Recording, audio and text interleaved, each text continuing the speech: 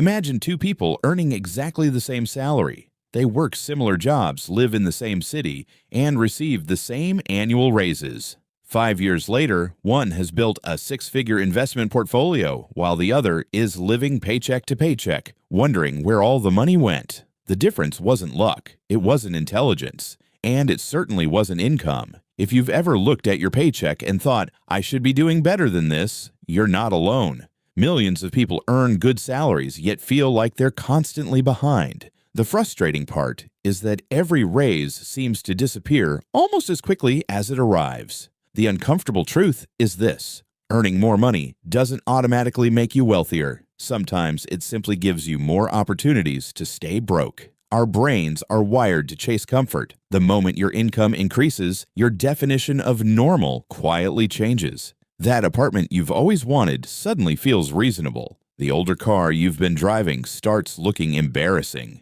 The weekend takeout becomes daily food delivery. A streaming subscription here, a premium gym membership there, and before long, your higher salary has already been assigned to a lifestyle that feels impossible to give up. Psychologists call this hedonic adaptation. It's the tendency to quickly become accustomed to improvements in our lives. The excitement of a pay raise doesn't last long because our expectations rise just as fast. What once felt like a luxury becomes the new baseline. Think back to the first time you upgraded your smartphone. It felt exciting for a few weeks. Then it became ordinary. Soon a newer model appeared, and suddenly your perfectly functional phone felt outdated. Money works the same way. A higher salary often creates higher expectations instead of greater freedom. This is where lifestyle inflation quietly takes over. It rarely happens through one huge purchase. Instead, it arrives disguised as small upgrades that seem completely justified.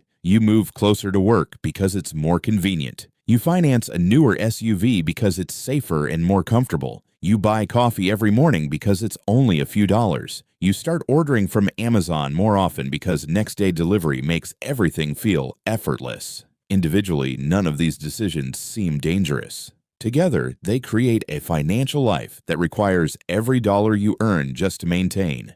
That's why so many people making six figures still feel financially stressed. Income increased, freedom didn't. Consumer culture makes this even harder. Every advertisement tells you that success should look expensive. Social media constantly shows vacations, designer clothes, luxury apartments, and perfectly curated lifestyles. Without realizing it, many people stop buying things they actually need and start buying things that reinforce the identity they want others to see. This is known as identity spending. Instead of asking, "Do I need this?" we begin asking, "What does owning this say about me?" A luxury watch isn't just a watch, it's success. A luxury SUV isn't just transportation, it's status.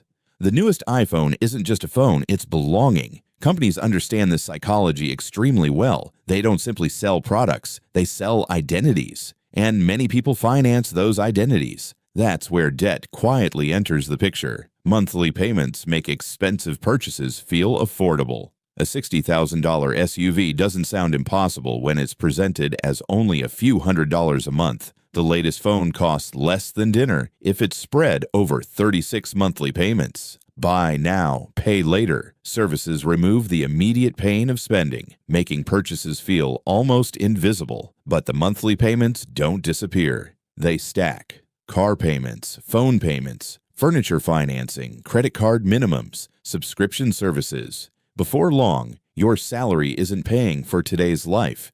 It's paying for yesterday's decisions. This creates one of the biggest financial traps of modern life. Many people believe they're poor because they don't earn enough. In reality, they're trapped because too much of their future income has already been promised away. Now, imagine two co-workers who each receive a $10,000 raise. The first immediately upgrades apartments, leases a luxury vehicle, and starts spending more because they feel they've earned it. The second continues living exactly as before for another year. Instead of increasing spending, they automatically invest most of the raise into broad market index funds, build an emergency fund, and eliminate high-interest debt.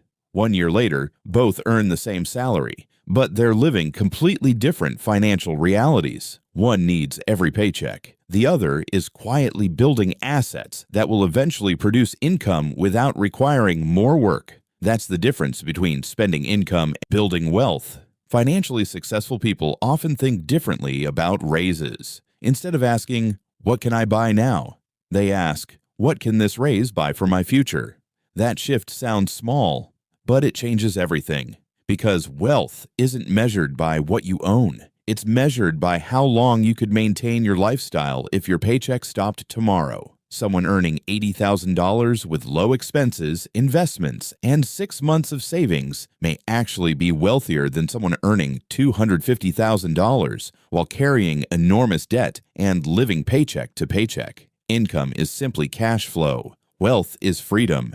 And freedom comes from owning assets instead of obligations. Before every major purchase, ask yourself a simple question. Will this improve my life or just improve my image? That single question can prevent thousands of dollars in unnecessary spending over a lifetime. Another powerful habit is delaying purchases. Instead of buying something immediately, wait 48 hours. Often, the emotional excitement fades, and you'll realize you never truly wanted it in the first place. Delayed gratification isn't about denying yourself forever. It's about giving your rational brain enough time to catch up with your emotional one. Because most financial mistakes aren't mathematical. They're psychological. The biggest obstacle to building wealth usually isn't a lack of income. It's believing that every increase in income should immediately produce an increase in lifestyle. The people who become financially independent don't necessarily earn dramatically more than everyone else. They simply allow the gap between what they earn and what they spend to grow wider over time. That gap becomes investments. Those investments become assets. Those assets eventually become freedom. So if you're earning a good salary but still feel broke, don't immediately ask how to make more money. First, ask where your money is quietly disappearing, because the goal isn't to look wealthy. The goal is to become wealthy, and those are two very different games. If you enjoy exploring the psychology behind money and want to build real wealth instead of just a more expensive lifestyle, subscribe for more finance videos that challenge the way you think about money.